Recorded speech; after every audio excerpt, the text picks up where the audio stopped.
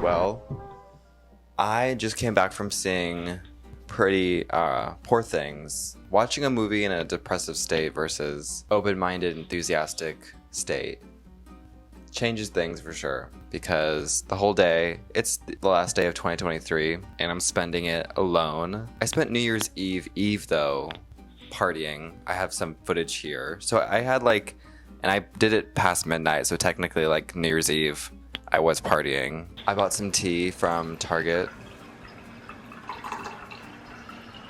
An invigorating fusion of green tea, spearmint, and lemongrass. Pretty okay. And I bought some raspberries. But the thought of spending it alone, I filmed a video before this today. The abyssal representation of death, the infinite darkness of life. And I was editing it, and it just sounded depressing as fuck. I was talking about my acid trip in high school where I saw the void, basically death, and I didn't know how to deal with it. And it's lingering with me to this day. And just random shit that was just not productive and not fun to watch. I only want to put stuff out there that's fun to watch. But I think I had an old roommate. Well, I knew I had an old roommate, but she loved to spend her birthdays alone. And she always used it as a time of self-reflection for the majority of the first half of the day. And then in the evening, she would, I think, have a few friends for wine and dinner. I mean, I'm spending the whole day alone, but I think I could still use it as an act of self-reflection. I think it can be depressing to some, but I've had more depressing New Year's Eves in the past. As security for a temp job 1 year, alone watching everyone else. Security, cold all night. Took 2 months for my check to even come in the mail, so. Was it worth it? Absolutely not. Last year, my friend's boyfriend at the time took fucking drugs and abandoned us, and he ran after his boyfriend and abandoned me. And it was raining, and I spent it in an Uber on the way home, wet and sad and drunk. And that's how I spent my first days of 2023. Spending this time having tea and raspberries, and I bought some meat to make stew, and probably gonna watch another movie today.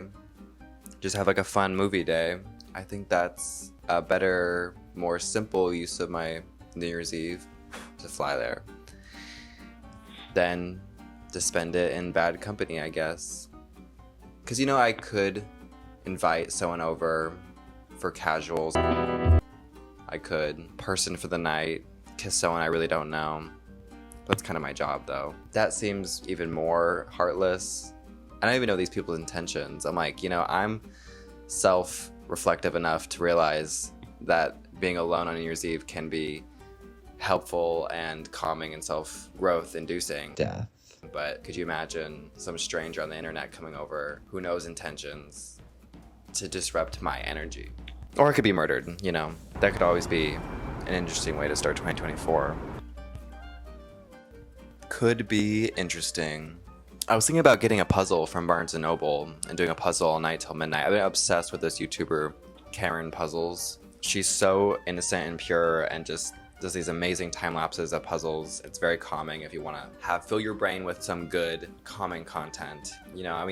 Not to ignore the realities of the world, but it's fun to watch her do 28,000 puzzle pieces, because it's girl, I could never have the patience, and this is fascinating watching you complete this. Don't really want to love her tonight.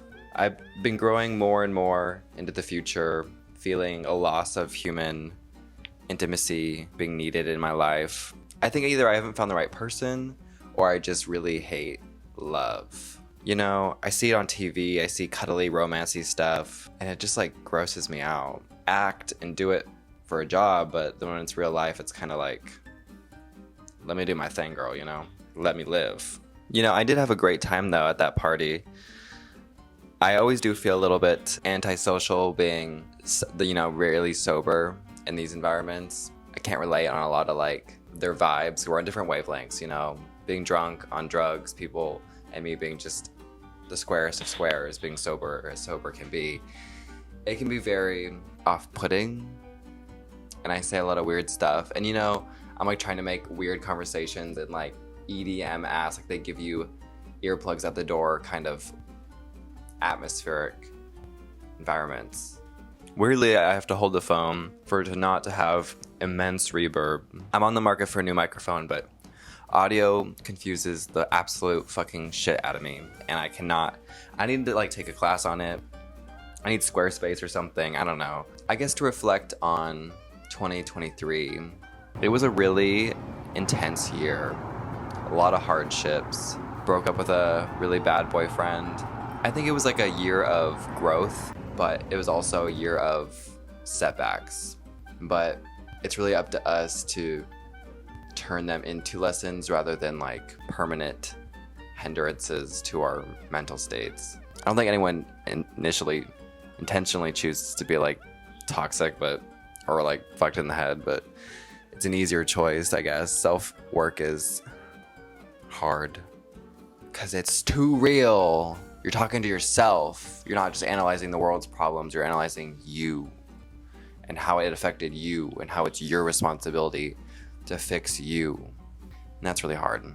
But on a lighter note, I think it's pretty wonderful to spend an evening alone.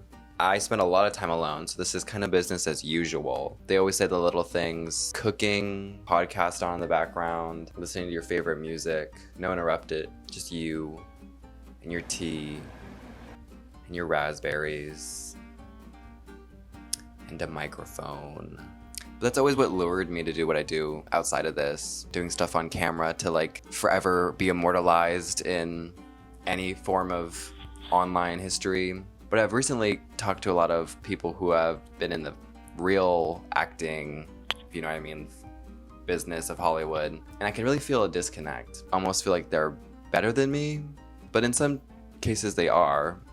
But to not say we're not all equal, I mean saying they worked really hard and had this immense career, and I'm kind of doing something different. Not to say what I'm doing is not valid, because it is. It's just different. So I just feel like there's a societal indifference between us and careers and our different forms of acting that make me feel like I can't connect to people. Like the more I'm in this, the more inhuman I'm feeling. But right now, we have some lovely raspberries and tea. And this isn't really meant to be depressing, more just self-reflective in a more honest way than anything too heartbreaking. We can't undo the past. It's not like there's anything we could do about it.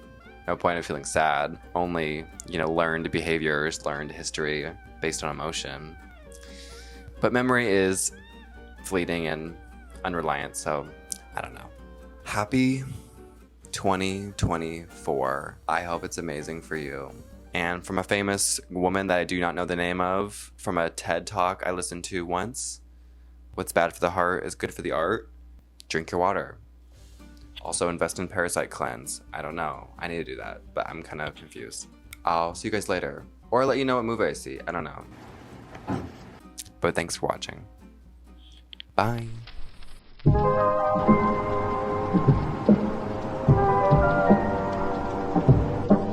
Okay, first of all, weapon. Why would they let you have weapons in a mental ward? And they were fucking getting it on in the ward. Like, oh, I could just have visitors and fuck. No, the hell you can't.